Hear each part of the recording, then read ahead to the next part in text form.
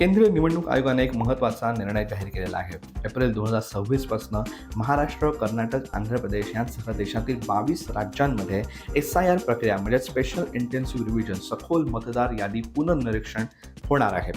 याच्यामध्ये 2002-2004 नंतर हे पहिल्यांदाच होणारं सखोल पुनर्निरीक्षण असणार आहे. याच्यामध्ये होणार काय आहे तर SIR प्रक्रियेदरम्यान निवडणूक आयोगाचे प्रतिनिधी बूथ लेवल ऑफिसर्स घरोघरी जाऊन मतदारांची सगळी माहिती भरून घेणार आहेत. मतदारांना त्यांची सर्व सत्य माहिती निवडणूक आयोगासमोर सादर करणं बंधनकारक राहणार आहे. जर गरज पडलीच तर त्यांना त्यांच्या नागरिकत्वाचे, रहिवासाचे पुरावे देखील सादर करावे लागतील.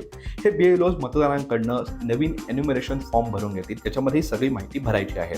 आता या संपूर्ण प्रक्रियेचा मुख्य उद्देश काय आहे तर मृत मतदार असतील, जे कोणी स्थलांतरित झालेले मतदार असतील, त्यांची सगळी नावं वगळून जे नवीन पात्र मतदार आहेत त्यांची नावं ॲड करून मतदार यादी शुद्ध करणं हे संपूर्ण प्रक्रियेचं मुख्य उद्दिष्ट आहे. त्यामुळे नागरिकांनी देखील, मतदारांनी देखील त्यांची सर्व सत्य माहिती निवडणूक आयोगासमोर सादर करून ही प्रक्रिया यशस्वी करण्यासाठी आम्हाला सहकार्य करावं असं आयोगाने सर्व मतदारांना आवाहन केलं आहे.